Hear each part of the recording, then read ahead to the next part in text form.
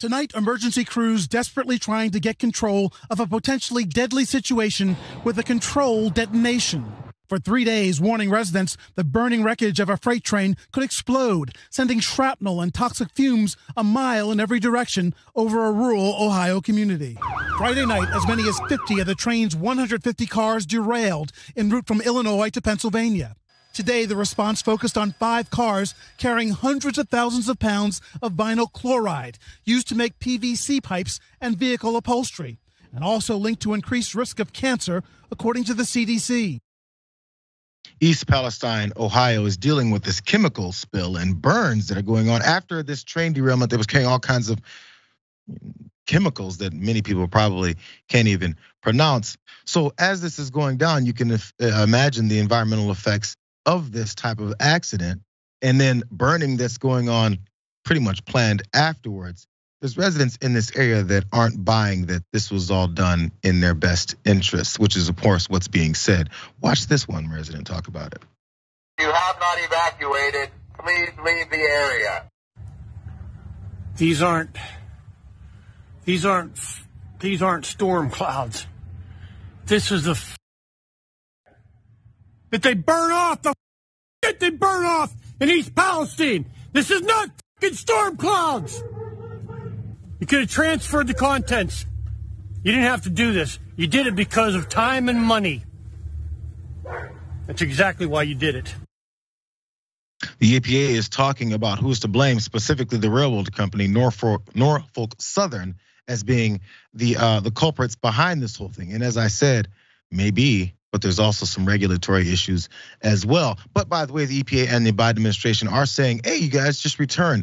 I feel like that guy in that last video clip is not looking to return if he even had the ability to leave in the first place. But to return and look at those same clouds that he was pointing out aren't just some storm clouds, maybe different kinds. Here's that one headline, because the Biden administration insists even that Ohio air is safe after the chemical explosion is sparking those types of fears. And as I pointed out, the EPA said everything is great with the water and air as well. Now we're talking about the water. Maybe we should glance at the water and see what's going on there. Watch. With the Ohio Environmental Protection Agency's Office of Emergency Response. As we planned for throughout the burn, we have not found any hits to the waterway. There was no impact. It was anticipated to be that way. Checking during and now post has confirmed that. So they're very positive for the protection of the waterway. And we continue that monitoring program. Incident, there was impact to Sulphur Creek and waters of the state of Ohio. Since that point in time, we have been able to successfully control that runoff and contain the water and either treat it in place along with a robust sampling program. The problem that we have here with these types of declarations and results like that is there are folks that are living there, or at least nearby. They can take images and videos and show folks what it is that they're experiencing, because most of us are not in East Palestine. Is that East Palestine, Ohio, where this went down? And as we see the dead creatures from the waterways, from frogs to fish, and probably everything else in between, as they talk about how safe it is for humans to come back. There was also someone else who's an expert in this field. And he said, we just don't know what's gonna happen.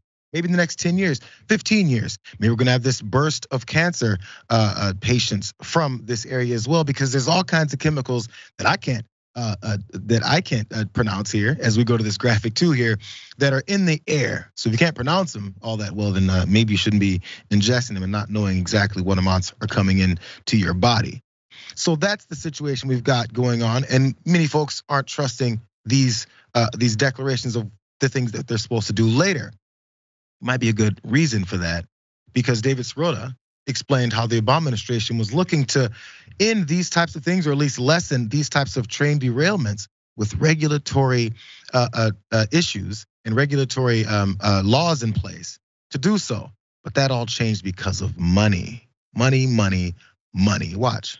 To this. So there was a derailment in 2012 in New Jersey, releasing 20,000 gallons of dangerous chemicals and noxious gas into the air. There's children in the town that are being affected by this. And there was pressure on regulators to do something about those kinds of trains. And so the Obama administration had a rule proposed to better regulate these trains. And the chemical industry lobbyists went to work pressuring the regulatory agency to limit the definition of what a high hazard flammable train is. is. Limit it in a way that the train in Ohio, that kind of train ended up not being classified as a high hazard flammable train. Trains that were subject to this rule were going to be required to use a special kind of new braking system to try to deter or at least reduce the damage from derailments. Obama's rule included that measure to expand the larger use of those brakes on the nation's rail system. But in that 2016 election year, the Republican Party got about $6 million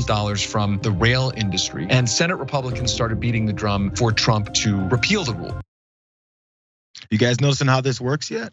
Anytime there's something, as regulatory issues are put forward or put place to save people's lives, maybe even save these types of damages to this rail company itself and their transportation, of course, that's gonna cost us a little bit more money from multi-million, billion-dollar corporations. So they just drop a couple million to the right politicians, and those right politicians say, yeah, you know what, that whole thing about American lives and representing our people and pro-life, all that type of stuff, my pockets have been lined with cash. Maybe I can win re-election based off of this. Maybe I can demonize my political opponents with that extra cash. I'll take it, F your life. And now we have results like this. It's not the first time. In all kinds of different accidents and spills and pains and non-regulatory issues in our country, real regular folks are affected by it, and the money is always the issue, Jess.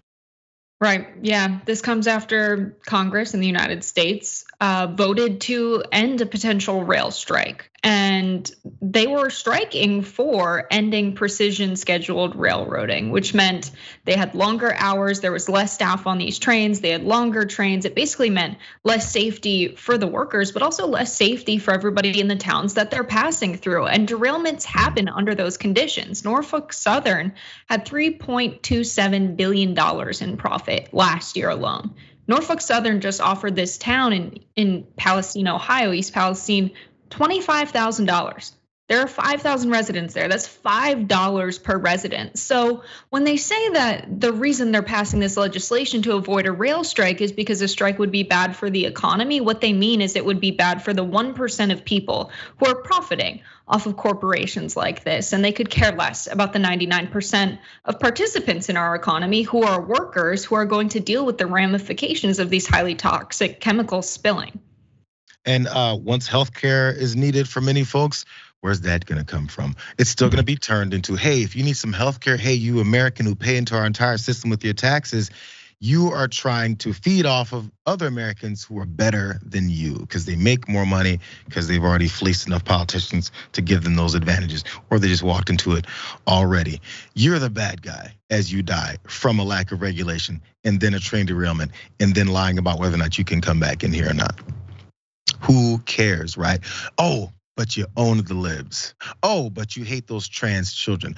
Oh, but those gay folks shouldn't actually live. Oh, but the police actually aren't murdering black folks at a disproportionate rate. All that stuff is what they've got you believing while they're killing you too. Yep, and it's interesting. The same people that are worried, right, that this is communism, we work so hard, and latest data shows that corporations are taking so much money of the value made off of our labor. It's just going to profits. It's not going out to wages or workers. We're working longer hours. We're being more productive during those hours, and corporations are taking that money. So even if we think about like the proportion that's paid into taxes, corporations are taking so much of our money that could go to our healthcare as well. Money that's not being paid out to workers as wages that they're making off of our work. It's and the fact you even said that part, then some corporations and companies can say, you know what, whatever it is that you have as far as your health system, your health that you need, if I don't believe in it because of my religious beliefs, I get to also reject that as well, and we pay more money for that. We've talked about this long enough. I think you guys get the general picture of what's going on here. Will something be done? I guess we'll see, but it's just a small town. Who cares, right?